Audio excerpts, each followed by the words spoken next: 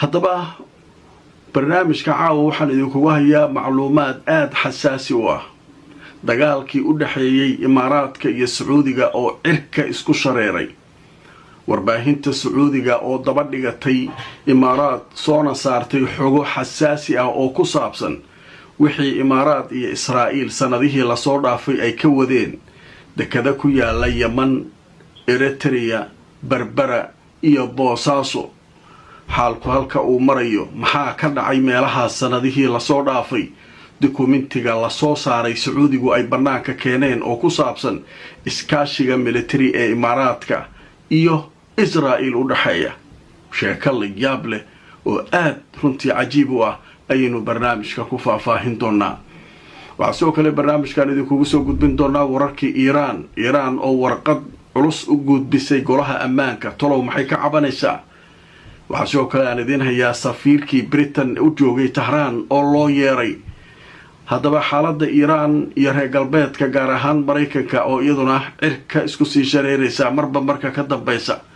qodobadaas ayaynu caawa barnaamijkeena ku faaqidaynaa inta aan ku jirnana warar cusub hadday soo kordhaan waan idinla socodsiin doonaa caawa barnaamijkeena waxaynu ku haynaa qodobo aad xasaasi u ah dagaalka diblomaasiyadeed ee u dhaxeeya Imaaraadka iyo Sacuudiga oo cirka isku shareeray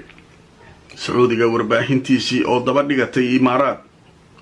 xogo sirdoon oo xasaasi ah oo banaanka la keenay Imaaraad iyo Israa'iil iskaashigooda dowrka Imaaraadku uu ku lahaa dagaalka Gaza iyo sida uu u taageerayay Israa'iil shirqoolada laga fulinayay dekada ku yaala Yemen, Eritrea, Berbera iyo Boosaaso sanadihii la soo dhaafay isagoo Imaaraadku hormuud ka ah Israa'iilna ay ku daaban tahay haddaba sheeko la yaab leh oo lagu daabacay mid ka mid ah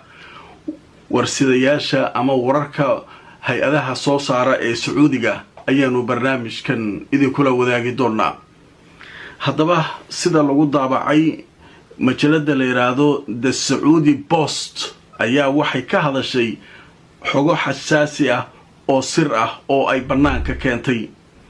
haddaba dokumenti rasmi ah oo la soo bandhigay ayaa shaaca ka qaaday in Imaaraadka Carabta uu si abaabulan oo toosa uga qayb qaatay taageero buuxdana uu siiyay Israa'iil dhanka militariga saadka iyo sirdoonka intii uu socday dagaalkii Gaza iyadoo loo marayo isticmaalka shabakado iyo saldhigyo military oo Imaaraadka iyo Israa'iil ay ku fidiyeen koonfurta badda cas sida Yemen, Eritrea iyo Soomaaliya